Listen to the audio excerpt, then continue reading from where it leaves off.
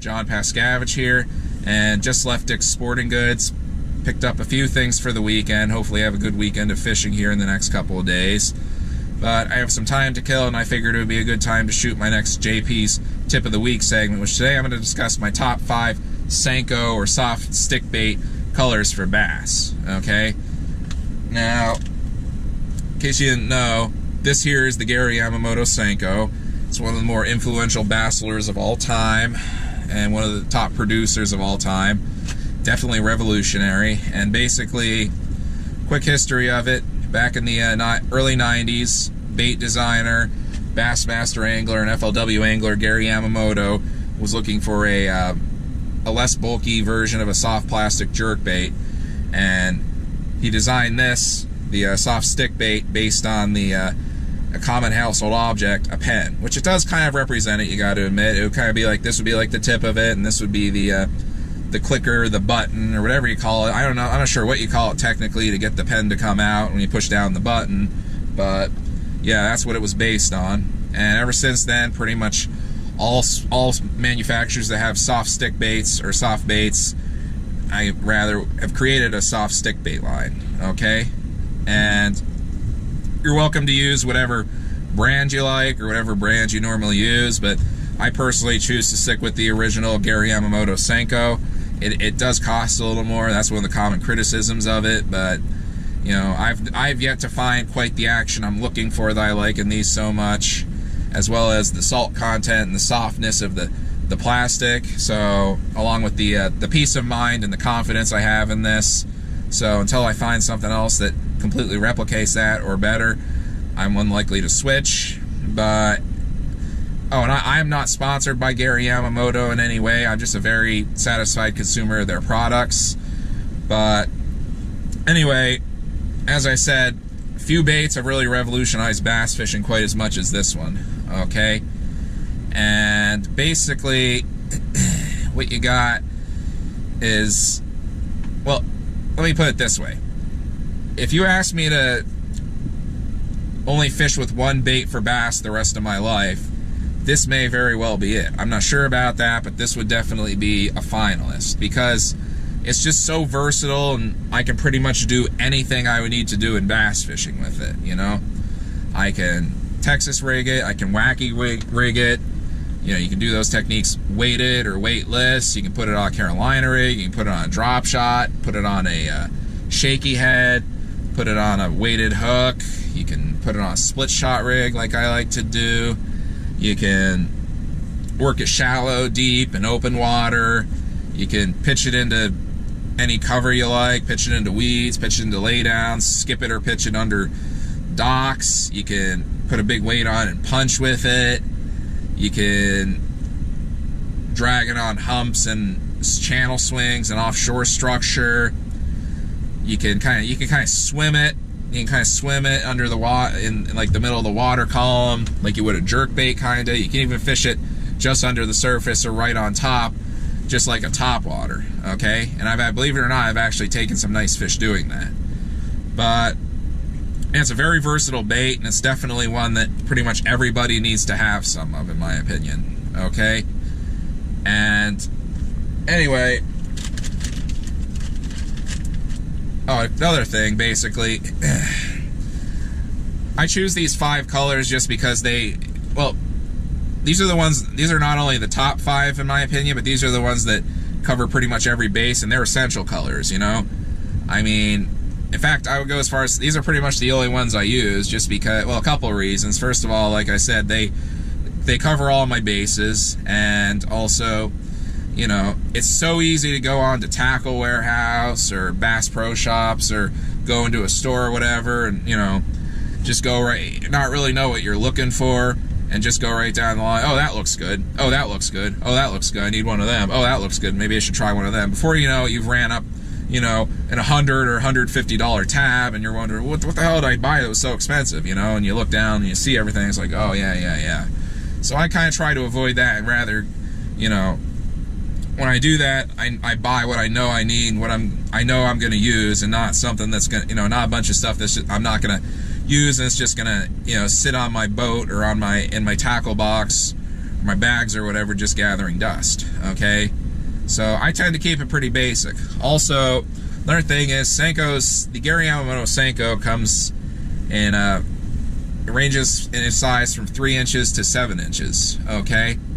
And basically, I choose the 5-incher about 90% of the time. I do have some of the 3-inch Senkos for when the bass are extra finicky, or, you know, I just need a few bites.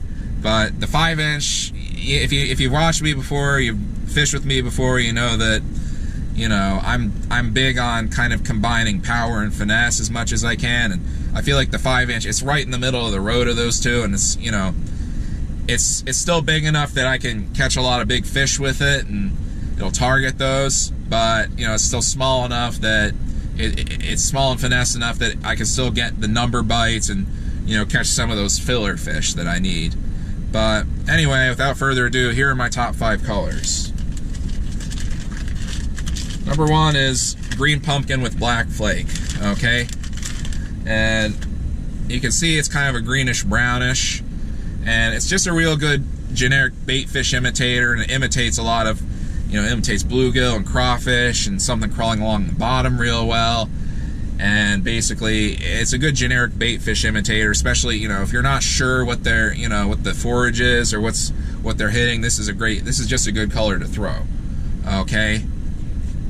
And basically, I like that. I also tend to throw this, especially here in Central PA. A lot of the lakes and the rivers I fish, they're always at least a little bit dingy or a little bit, you know, stained. They're rarely just crystal clear, so this is a good color for slightly stained and slightly dingy.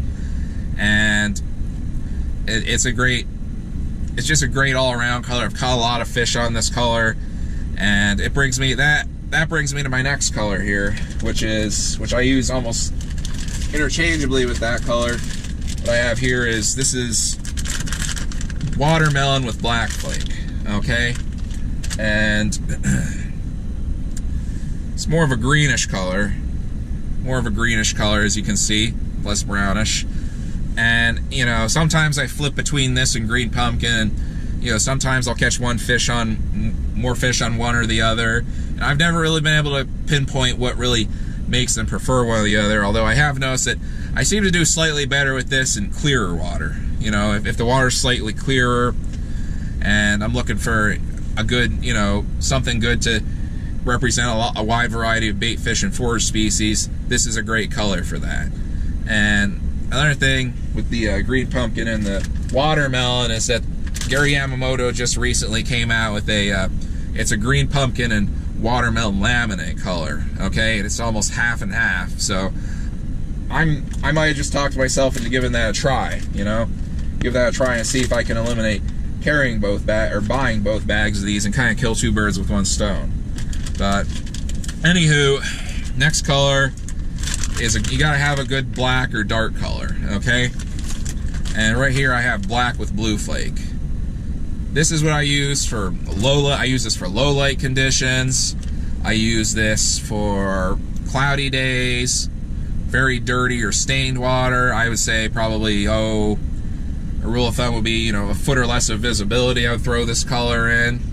This is also, you know, low light and a good night fishing bait, because another one is if I'm fishing really deep and I want to use a Senko, this is probably the color I'd use, because, you know, for dark water and low light, it's been proven that dark black colors like this, they provide the best silhouette, along with in dirty water, muddy water, okay? They provide the best silhouette, and they just give you more to the fish a good silhouette to lock on, so they can see your bait a little better, okay? So that's that.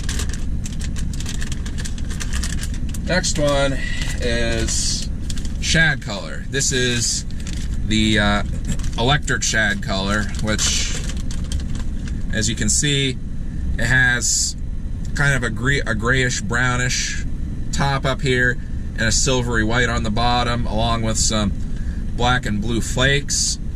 And now the other thing is, I guess you could say theoretically that I have 6 top colors, because There was another one under this category that I liked, but I'm having a lot of trouble finding it anywhere. It's called Smoke Shad, which is kind of similar to this, but it's darker up here and much whiter down here. So I haven't been able to find that, but this works just as well. And I use this electric shad or smoke shad color. Obviously, when shad are the key forage species, okay, or when they're heavily feeding on shad, because I've taken some very nice fish on this color, and I'll tell you, it's absolutely dynamite when you see shad schooling. If you see balls of shad on your graph or your fish finder, or you see bass schooling on them, you see them kind of popping the surface at them. This is a great bait, and it's also another thing is it's great to use this in conjunction with, in that situation, with a.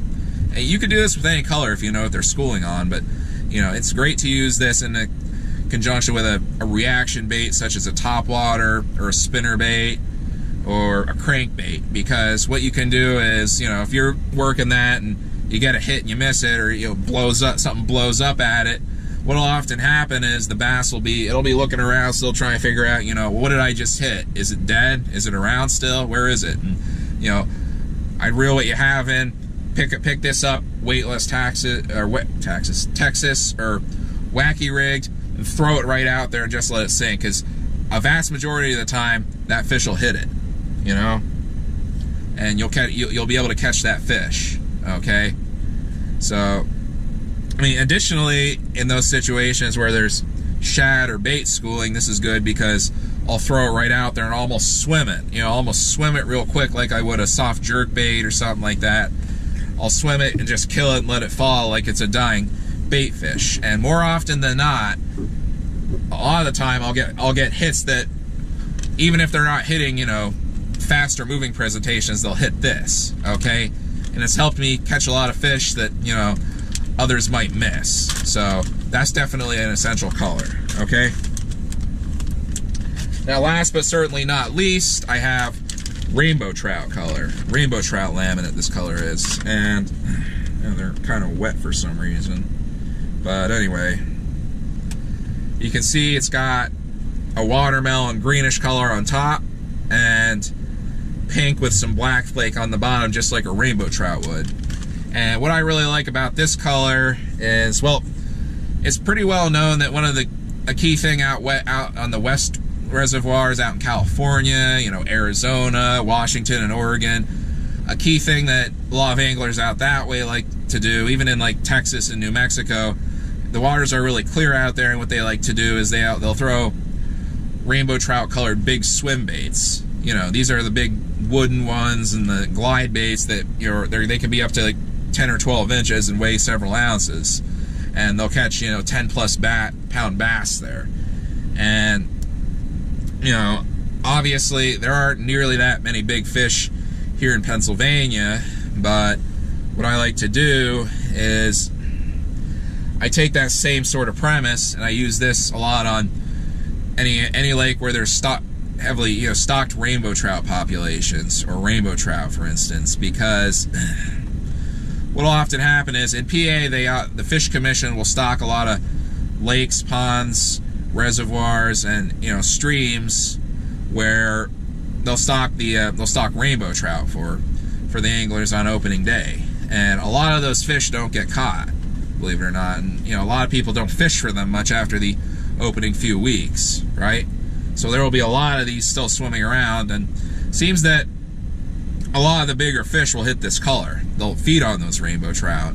That's something I've noticed, and I'll tell you, I've taken some very nice fish on this bait, some nice big bass. And one of the things I like to do actually is when I go up to Presque Isle Bay or the Lake Erie, what they do is right around the time the smallmouth bass fishing is the best, they'll actually, what they do is a little before that, they'll dump the steelhead fingerlings in up there. They're the juvenile steelhead that they'll run out of the creeks in the bay up there, and they'll go out into the lake and get big and run back for the steelhead runs, which if you watch some of my steelhead videos, you know all about that. You'll see they'll come back to the creeks as adult steelhead, okay? And this is often a good color to use to represent those steelhead fingerlings, and you know, smallmouth bass, largemouth bass, walleye, a lot will be feeding on them. So I've caught some really nice fish on this. And in addition, it's a good bed fishing color because, or if you're sight fishing or bed fishing, it's good because it has a little pink, so you can see it underwater, but you know, it's not a wacky color, super bright, so it's not going to turn them off really either. But those are my 5 top Senko soft stick bait colors. It's okay if you disagree with me. If you have any other colors that you think are great or you really have success on, you're welcome to leave me a comment. But yeah, thank you very much for watching, and I hope this helped.